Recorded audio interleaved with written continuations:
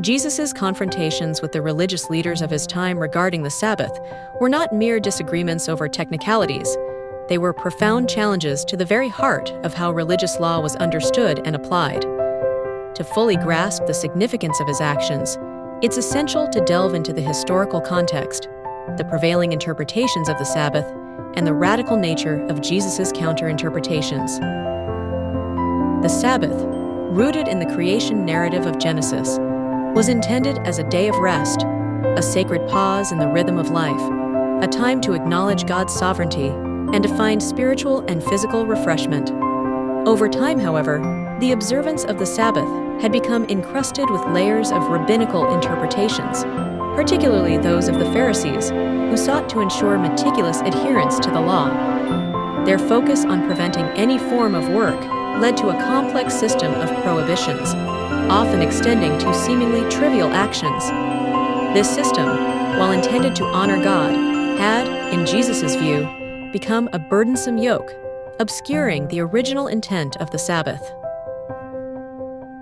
Jesus' healing miracles on the Sabbath directly challenged these interpretations. He performed acts of healing that, according to the Pharisaic understanding, constituted work, thereby violating the Sabbath. These actions were not performed out of disregard for the law, but rather from a deeper understanding of its purpose. He consistently demonstrated that acts of mercy and compassion, especially those alleviating suffering, were not only permissible on the Sabbath, but were in fact the very essence of its intended observance. A key element of Jesus' interpretation was his emphasis on the priority of human needs. He frequently argued that the Sabbath was made for man, not man for the Sabbath. This statement, recorded in Mark's Gospel, encapsulated his belief that the law, including the Sabbath commandment, was intended to serve human well-being. The rigid application of the law, to the detriment of human needs, contradicted its fundamental purpose. He showed that God's intent was for the Sabbath to be a blessing, not a burden.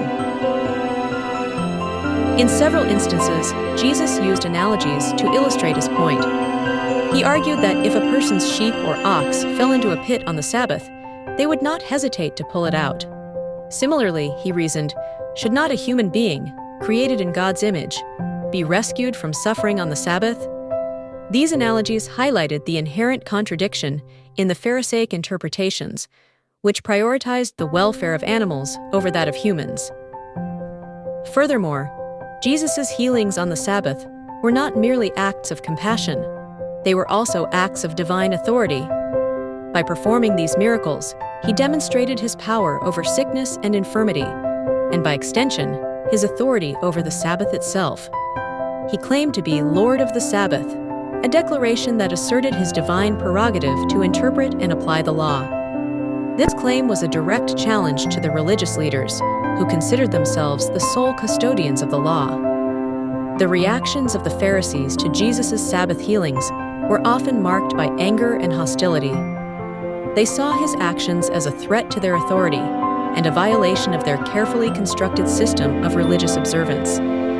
Their focus on the letter of the law blinded them to its spirit, preventing them from recognizing the divine compassion manifested in Jesus' actions.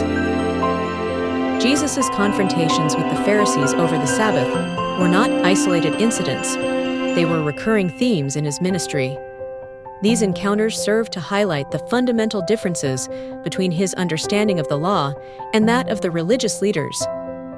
While they focused on external observance and legalistic interpretations, Jesus emphasized the internal disposition of the heart and the priority of love and mercy. It is also important to consider the social context of Jesus' time. Sickness and disability were often seen as signs of divine displeasure, and those afflicted were often marginalized and excluded from society. By healing these individuals on the Sabbath, Jesus was not only restoring their physical health, but also reintegrating them into the community, demonstrating that God's love and compassion extended to all, regardless of their condition. In essence, Jesus' interpretation of the Sabbath was a radical reinterpretation of the law, one that prioritized human needs, compassion, and the manifestation of God's love. he sought to restore the Sabbath to its original purpose, as a day of rest and renewal, a time to celebrate God's goodness and to extend His mercy to those in need. He showed that true Sabbath observance was not about adhering to a rigid set of rules, but about embracing the spirit of love and compassion that underlay the law. The implications of Jesus' teachings on the Sabbath extend far beyond the specific context of his time.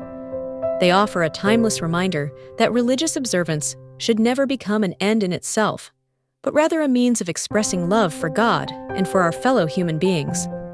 They challenge us to examine our own interpretations of religious law and to ensure that they are rooted in compassion and a genuine desire to serve others. He redefined what it meant to honor God and showed that acts of mercy are among the highest forms of worship.